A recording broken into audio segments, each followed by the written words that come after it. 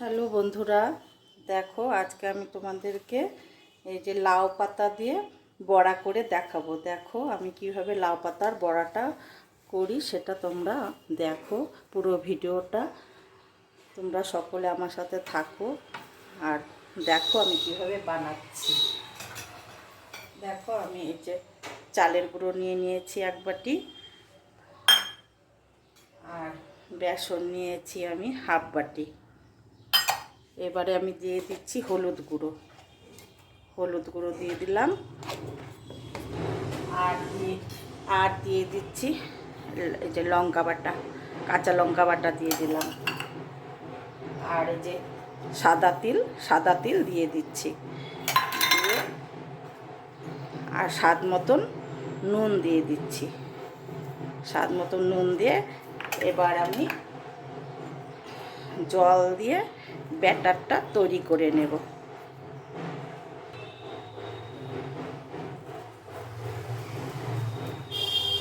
দেখো বন্ধুরা, আমার ব্যাটারটা তৈরি হয়ে গেছে। এবারে আমি তোমাদেরকে দেখাচ্ছি কিভাবে আমি বড়াটা বানাবো। এই যে লাউ পাতাগুলো দেখছো, আমি একটা একটা করে লাউ পাতা মধ্যে এই ব্যাটারগুলোকে এইভাবে মাখিয়ে নেব।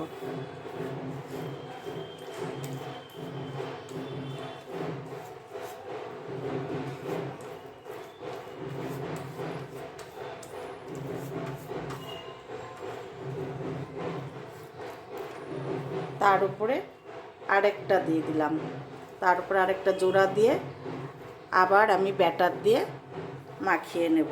দুটো পাতা মাখানো হয়ে গেছে জোড়া দিয়ে। এবার তৃতীয় পাতা, 3 নম্বর পাতা এর উপরে আবার আমি দিয়ে দিচ্ছি, দিয়ে আবার এর মধ্যে আমি ব্যাটারটা লাগিয়ে নেব। 3টে পাতা মাখিয়েছি, এবারে আমি 4 নম্বর পাতাটাকেও ব্যাটার লাগিয়ে নেব। এর উপরে জোড়া দিয়ে আমি 4 নম্বর পাতাটাকে ব্যাটার লাগিয়ে নিচ্ছি। 4টে পাতা দিয়েছি, এবার আমি এটা নিয়ে 5টে পাতা দিচ্ছি। 5টা পাতা দিচ্ছি, এই পাতাটাতেও আমি এবারে ব্যাটার লাগিয়ে নেব। এবারে দেখো বন্ধুরা আমি কি করছি, দেখো এই পাতাটাকে যে জোড়া দিয়েছি পাতাগুলোকে এভাবে আমি রোল করে নিচ্ছি। এবার রোল করে নিলাম, রোল করে নিয়ে তারপরে আমি দেখো এই যে সাইডটা বাদ দিয়ে দিচ্ছি। তারপরে এইভাবে দেখো কেটে নিচ্ছি।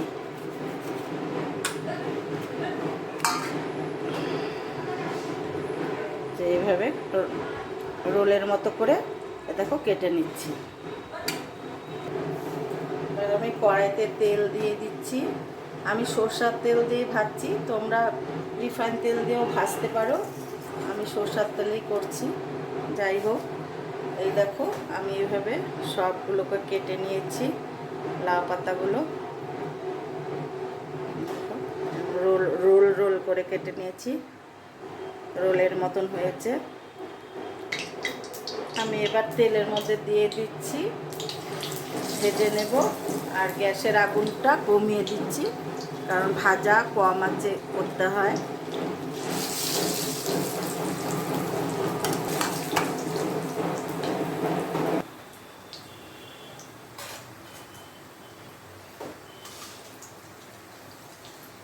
আমি আরেক পাশ উল্টে দিচ্ছি, দেখি এই পাশটা হলো কি না।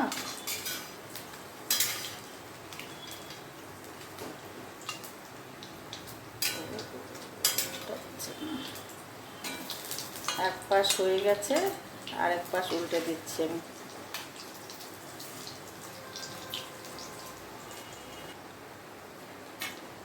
দেখো বন্ধুরা, আমার ভাজাটা পুরোপুরি একদম হয়ে গেছে।